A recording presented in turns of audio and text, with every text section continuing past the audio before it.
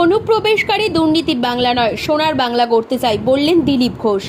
অনুপ্রবেশকারী দুর্নীতি কিংবা হিংসার বাংলা নয়, তারা চান সোনার বাংলা গড়তে। শনিবার কাঁচরাপাড়ার লক্ষ্মী সিনেমার সামনে দুর্গাপুজোর উদ্বোধনে এসে এমনটাই বললেন বিজেপি নেতা দিলীপ ঘোষ। তার দাবি 2026 সালে তৃণমূল ক্ষমতায় এলে অনেক জেলায় দুর্গাপুজো, লক্ষ্মী পুজো, কালী পুজো বন্ধ হয়ে যাবে। মমতা ব্যানার্জি ঠিক করে দিচ্ছেন কবে পুজোর উদ্বোধন হবে আর কবে বিসর্জন হবে। বলবেন কি এটা কি বাংলাদেশ হয়ে গেছে নাকি পশ্চিম বাংলা আছে? সবে তো একজন বিধায়ক বলছে টিএমসির 26-এ যদি টিএমসি আবার সরকারে আসে তো অনেক বিধায়ক বলবে অনেক জেলাতেই হয়তো দুর্গাপূজা, লক্ষ্মী পূজা, কালী পূজা বন্ধ হয়ে যাবে। মমতা ব্যানার্জি ঠিক করে দেন কবে বিসর্জন হবে, কবে পুজো হবে, কবে উদ্বোধন হবে।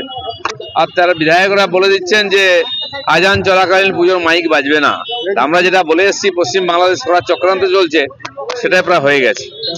কেউ আমাদের উপরে বাড়াতে পারবে না। আগে বাড়িয়েছিল 50%, নিচে চলে গেছে। আমেরিকা 40% ওষুধ ভারত রপ্তানি করে। আমরা যদি বলি ভারত ওষুধ দেবে না, তাহলে অর্ধেক লোক মরে যাবে। দেখা যাক, মোদী আছেন। অনেকদিন দুর্গাপূজা দেখেননি পার্থবাবু, এবার দুর্গাপূজা দেখতে পাবেন। পরিযায়ী শ্রমিক বললে তো হবে না। বাংলাদেশ থেকে এসে এখানে আধার কার্ড করে চলে যাচ্ছে, সে কি করে পরিযায়ী শ্রমিক হতে? একজন বাংলাদেশি নাগরিক। সারা ভারতবর্ষের লক্ষ লক্ষ লোক আছে বাংলাদেশ থেকে ঢুকেছে, সে প্রত্যেককে গলা ধাক্কা দিয়ে বাংলাদেশেই পাঠানো হবে। কোর্টের কাছে প্রমাণ করতে হবে। তো এই যে এসআইআর হচ্ছে, এটা হলে আরো পরিষ্কার হয়ে যাবে কারা ভারতীয় কারা নয়। হয়ে যাবে, বিহারে যখন হয়েছে এখানে হবে।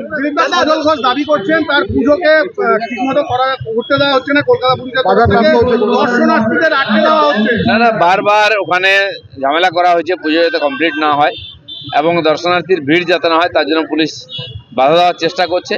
এর আগেও করেছে, তাতে কিছু যায় আসে না। এখানকার লোক গিয়ে পুজো দেখবে। অমিত শাহ বলেছে যে সোনার বাংলা করবে 26-এ। আমাদের লক্ষ্য তাই আছে, সোনার বাংলা গড়বই। এখানে অনুপ্রবেশকারীর বাংলা, দুর্নীতির বাংলা, হিংসার বাংলা এটা চলতে পারে না। হ্যাঁ,